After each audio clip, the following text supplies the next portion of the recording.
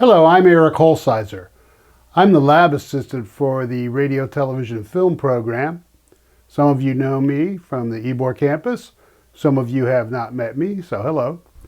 I've been asked to talk to you today about videography, about camera work, about how to use a video camera to complete the assignments you're going to be given. First thing we want to talk about is what kind of camera you're going to use. Now, since we've gone to all digital or mostly digital curriculum, we're asking for students to use whatever camera they're going to have available. For most of you, this is of course going to mean your cell phone. Almost everyone has a phone nowadays, and almost all phones, I'm not aware of any phones that don't shoot video. They're pretty good. And that's where we're going to start today. We're going to talk about cell phones. Now, I've used many different kinds of cameras. I started in motion pictures using film cameras, a crank-up Bell & Howell 16mm camera. I worked for 20 years as a photojournalist right here in Tampa for Channel 8. I used many type of what's called ENG, or electronic news gathering cameras. I've used DSLRs like this right here. I started using these when I was a still photographer. Now they shoot excellent video, and they're a lot of fun to work with. Some of you may have one of these. Down at the Ybor campus, we use this camera a lot. This is a Sony, typical kind of a workhorse camera nowadays. Used a lot in TV news, used a lot in TV production. But the point is, folks, whatever camera you're using, you should use it the same way. So we're going to talk to you about that today. We're going to, as I say, we're going to assume that we're going to mostly be talking about a cell phone. So let's start with the first big tip on a cell phone. Unlike a lot of these other cameras, when you pick this up, you're going to want to shoot like this. And that is just not the way we want to do it when we're shooting video. You want to turn the camera over and get the horizontal aspect ratio. 16:9 is roughly the aspect ratio that all HD and 4K video is shot at. This is really great. I shot for many years on a 4:3 square. That was standard definition aspect ratio. You guys have the widescreen 16:9 available to you, so take advantage of it. You don't want it to be 9:16, you want it to be 16:9. So that you get the nice wide screen horizontally. Very important. So I just wanted to get that tip out of the way first because that's the most important thing. Again, 16:9. It's easy to pick it up and shoot vertically. I've done it. Just when you pick it up, get in the habit of turning it over horizontally. You'll be much happier with your video. And that's the way a professional would shoot it. When professionals look at video and it's vertical, it means amateur to them.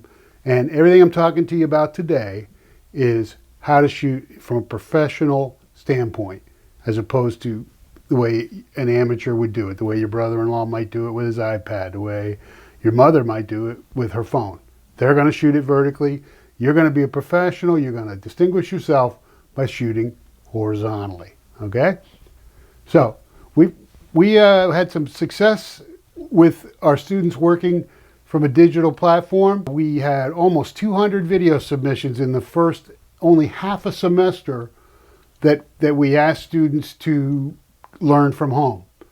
So let's take a look at some of those, and then we'll talk about how we can ask you to kick it up a notch and improve on some of these early videos. People told a story. We're going to look at how they did it. We're going to talk to you about how some of them did it very well. Some of them could have improved, and we're going to ask that you kick it up a notch and improve your video by using some good, what we call B-roll. We're going to talk about A-roll and B-roll, but first, let's take a look at what some of the students did. A lot of students did a video blog. It's them appearing on camera for the entire report. Some students added graphics behind them or over them. All of those things are fine depending on the assignment. What we want to talk about today is telling a story with video. With some locals in the Tampa Bay area to see how they're dealing with it and practicing healthy social distancing. So the coronavirus has definitely changed my everyday life. It's safe to say that my dad is an introvert. So there's two great examples from students of telling a story and adding B-roll or supporting video to it. I have actually been cooking a lot more. They both use their phones for those stories.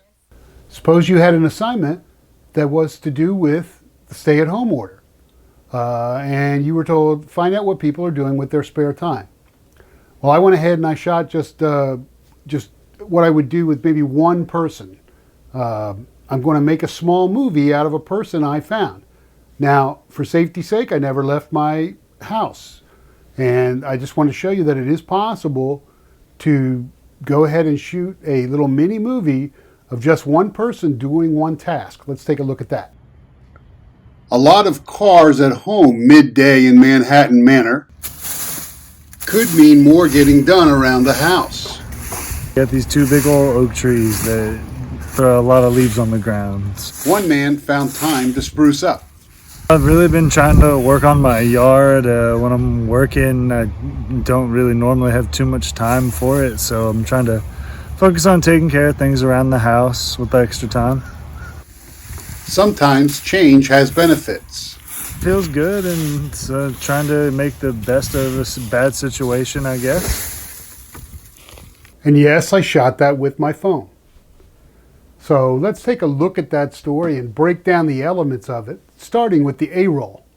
So the A-roll is just the audio, where the audio is primary, as seen here on this timeline from Final Cut Pro. A lot of cars at home midday in Manhattan Manor. Now this could include a talking head, an interview. The audio is still primary, but we have some video. One man found time to spruce. Now I recorded this audio on this computer, and that you can do, but you could also record video on your phone, just like a video blog, and then cover it with B-roll. So just a note on shooting interviews. You want to watch out for backlit situations. I interviewed this subject two different ways to show you one better than another. Here the background is quite a bit brighter than the foreground. The camera handled it pretty well, but some cameras don't do quite as well, and some of these situations can be more extreme. Simply moving the subject so that shade shows up behind it really helped out. We're not going to talk too much about audio here, folks, but the secret with a cell phone is simple. Get close. There is no zoom on a microphone, so you got to get close.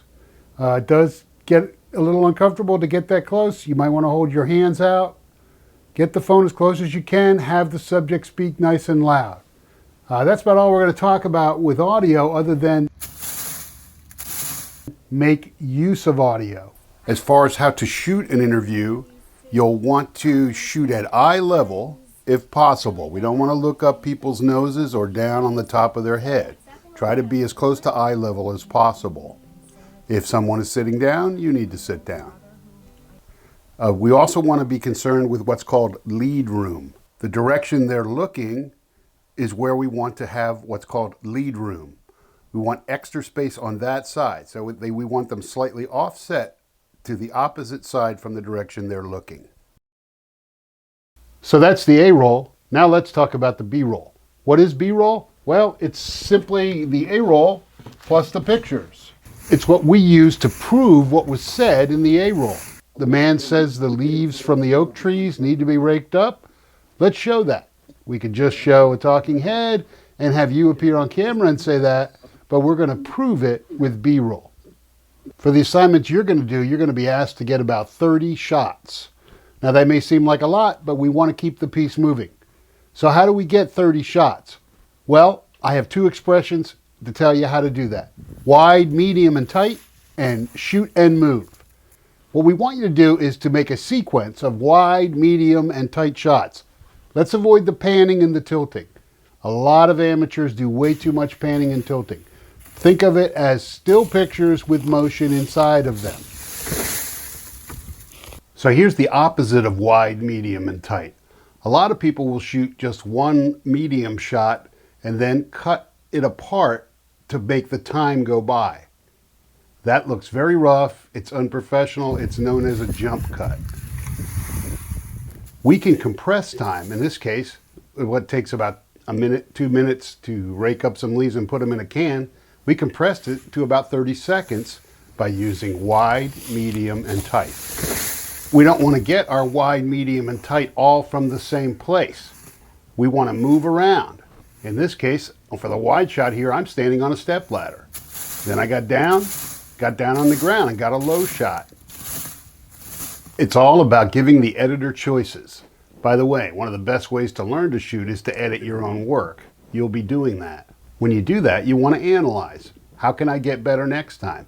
Maybe I need to move around a little more. Maybe I need some more close-ups. Maybe I need an extreme wide shot.